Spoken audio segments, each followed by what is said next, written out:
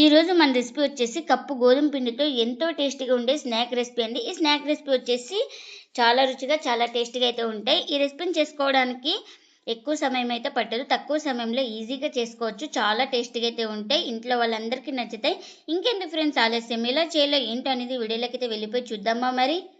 ఇంకా ముందుగా ఒక మిక్సింగ్ బౌల్ అయితే తీసుకొని ఇంకా దానిపైన జల్లించుకునేది అయితే పెట్టుకున్నానండి.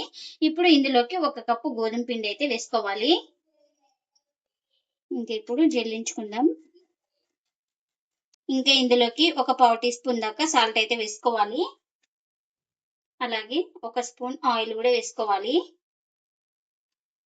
ఇంకా ఒకసారి మొత్తం ఇలా బాగా కలుపుకోవాలి. సాల్ట్, ఆయిల్, పిండి వేసుకున్న తర్వాత ఇలా ఒకసారి మొత్తం బాగా కలుపుకున్న తర్వాత ఇప్పుడు ఇందులోకి ఇంకా కొంచెం కొంచెం వాటర్ వేసుకుంటూ మనం చపాతీ పిండి ఎలా తడుపుకుంటామో సేమ్ అలా వచ్చే వరకు అయితే పిండిని అయితే తడుపుకోవాలి.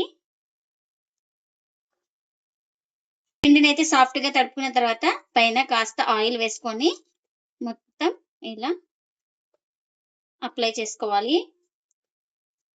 ఇంకా ఇలా మొత్తం కలుపుకున్న తర్వాత ఇంకా ప్లేట్ అయితే పెట్టుకొని ఒక 10 నిమిషాలు అయితే పక్కన పెట్టుకుంటే మనకు పిండి అనేది సాఫ్ట్ గా నానుతుంది. ఇంకా ముందుగా ఒక కడాయి అయితే పెట్టుకొని అందులోకి ఒక 2 స్పూన్లు ఆయిల్ అయితే వేసుకున్నాను. ఆయిల్ హీట్ అయినాక ఇలా పోపు దినుసులు అయితే వేసుకోవాలి.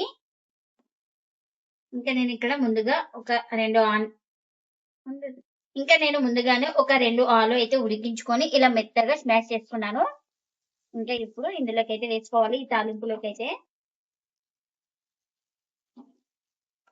ఇంకా ఈ తాలింపులోకి వేసుకొని ఇలా బాగా కలుపుకోవాలి ఒకసారి. ఇంకా ఇప్పుడు ఇందులోకి ఒక పావు టీ స్పూన్ దాకా పసుపు, అలాగే రుచికి తగినంత సాల్ట్, ఒక హాఫ్ టీ స్పూన్ దాకా కారం, ఒక హాఫ్ టీ స్పూన్ దాకా ధనియాల పొడి, ఇంకా ఇందులోకి వేయించుకున్న జీలకర్ర పొడి కూడా వేసుకోవాలి. ఇంకా ఈ మసాలాలన్నీ వేసుకొని ఇంకా బాగా ఇలా కలుపుకోవాలి. ఇంకా ఇలా 1 నిమిషం పాటు మొత్తం బాగా ఇలా కలుపుతూ ఉడికించుకోవాలి. ఇంకా ఇదైతే రెడీ అయిపోయింది. ఇంకా దీన్ని స్టవ్ అయితే ఆఫ్ చేసుకొని పక్కన పెట్టుకుందాం. ఇంకొక 10 నిమిషాల తర్వాత అయితే చూపిస్తున్నాను చూడండి. ఇంకా పిండి ఇలా సాఫ్ట్ గా ఉండాలి. ఇప్పుడు ఇలా ఒకసారి మొత్తం బాగా కలుపుకుందాం. నేను ఇక్కడ 2 పార్ట్స్ అయితే డివైడ్ అయితే చేస్తున్నాను. ఇంకా ఇలా ఎక్కడ క్రాక్స్ లేకుండా రౌండ్ గా చుట్టుకోవాలి. ఇంకా మనం ఏ దాని మీద రుద్దుతున్నామో ఇంకా దానికి ఆయిల్ అయితే అప్లై చేసుకోవాలి ఇలా. ఇంకా ఒక పిండి ముద్దనైతే తీసుకొని ఇలా కర్రకి ఆయిల్ అప్లై చేసుకోవాలి. ఇంకా ఇలా బాగా రుద్దుకోవాలి. అంత మందంగా లేదు, అంత పలుచగా లేదు, మీడియంగా అయితే రుద్దుకోవాలి.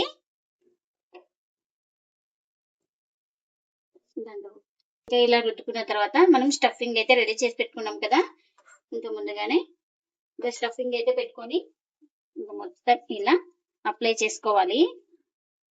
ఇలా కావాలంటే చేతితోనే అనుకోవచ్చు, లేదంటే స్పూన్ తో గానీ ఇట్లా అనుకోవచ్చు. ఇంకా ఇప్పుడు ఇలా స్టఫింగ్ అయితే పెట్టుకున్నాను కదా. ఇప్పుడు ఇలా సైడ్ అంచులకి కాస్త తడి అయితే చేసుకోవాలి. ఎందుకంటే ఇది రోల్ చేస్తాం కాబట్టి అతుక్కోవడానికి మనం ఇలా తడి అయితే చేసుకోవాలి కార్నర్ మొత్తం. ఇంకా ఇలా తడి చేసుకోవడం వల్ల మనకు బాగా అతుక్కుంటుంది. ఇక్కడ చూడండి ఇలా రోల్ చేసుకోవాలి ఈక్వల్ గా.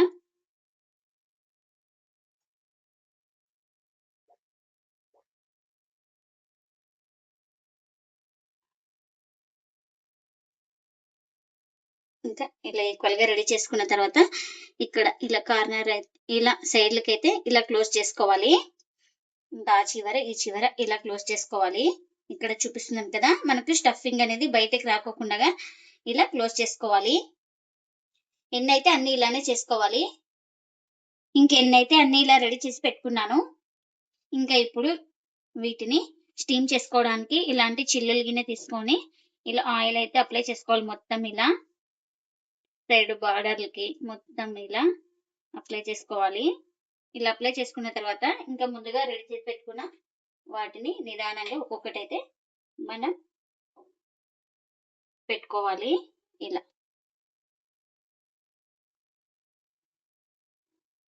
మనం ఎన్ని చేసుకుంటామో ఇంకా ఇలా పెట్టేసుకోవాలి.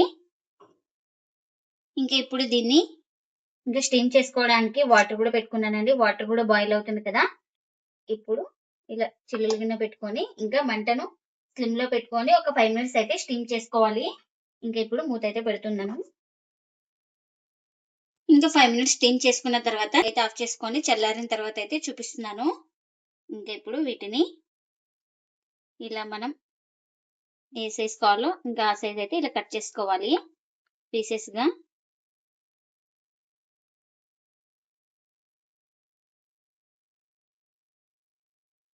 చూడండి ఇంకా ఇలా.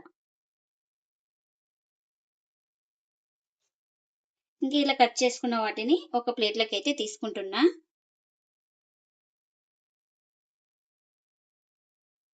ఇంకా ఇలా కట్ చేసుకున్న వాటిని పక్కన పెట్టుకుందాం. ఇంకా ఒక బౌల్ అయితే తీసుకొని అందులోకి ఒక స్పూన్ మైదా అయితే వేసుకుంటున్నా. ఇంకా బియ్యం పిండి కూడా ఒక స్పూన్ వేసుకుంటున్నా. ఇంకా ఇప్పుడు ఇందులోకి ఒక 1/2 టీ స్పూన్ దాకా సాల్ట్, ఇంకా ఇలా చిన్నగా కట్ చేసుకున్న కొత్తిమీర,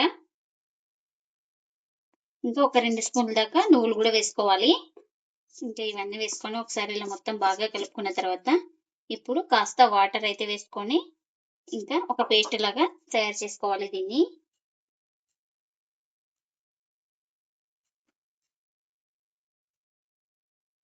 ఇంకా ఇప్పుడు ఇలా రెడీ చేసుకున్నాను. ఇంకా ముందుగా అయితే ఇలా కట్ చేసి పెట్టుకున్నాం కదా, ఈ పీసెస్ అయితే ఒక్కొక్కటి ఇలా బాగా డిప్ చేసుకోవాలి 2 వైపులా. ఇలా డిప్ చేసుకున్న దాన్ని ఇంకా నేను ఫ్రై చేసుకోవడానికి ఆయిల్ కూడా పెట్టుకున్నాను. ఆయిల్ కూడా హీట్ అయింది.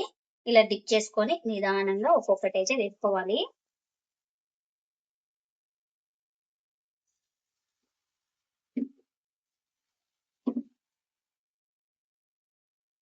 ఇంకా కడాయికి ఎన్ని పడితే అన్ని వేసుకొని ఇంకా ఒక సైడ్ కాలిన తర్వాత మరో వైపు అయితే టర్న్ చేసుకోవాలి. ఇంకా ఇలా ఒక సైడ్ కాలిన తర్వాత మరో వైపు అయితే ఇలా నిదానంగా టర్న్ చేసుకోవాలి.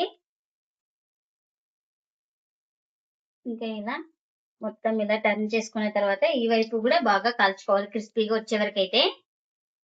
ఇంకా ఇవైతే అటు ఇటు తిప్పుకుంటూ బాగా క్రిస్పీగా అయితే ఫ్రై చేసుకున్నాను. ఇవైతే రెడీ అయిపోయినాయి కదా, ఇలా రెడీ అయిపోయిన వాటిని ప్లేట్లకి అయితే తీసుకుందాం.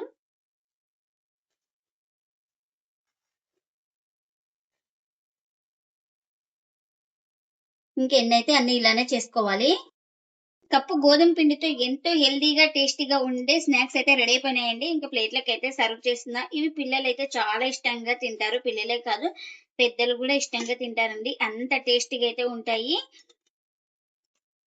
ఇంకా స్నాక్స్ గా ఇలా చేసి పెడితే చాలా ఇష్టంగా తింటారండి. ఇంకా వీటిని సాస్ పైన సర్వ్ చేయొచ్చు, ఉత్తవిగానే తినేయచ్చండి. అంత టేస్టీగా అయితే ఉంటాయి. మీరు కూడా తప్పకుండా ఒకసారి ఇలా ట్రై చేసి మీకు ఎలా వచ్చిందో కామెంట్ అయితే చేయండి ఫ్రెండ్స్. ఇదండి ఇవాల్టి వీడియో. ఈ వీడియో కనుక నచ్చితే ప్లీజ్ లైక్ చేయండి, షేర్ చేయండి, కామెంట్ చేయండి. అలాగే లైక్ చేసి సపోర్ట్ చేయండి friends. Thanks for watching. By by.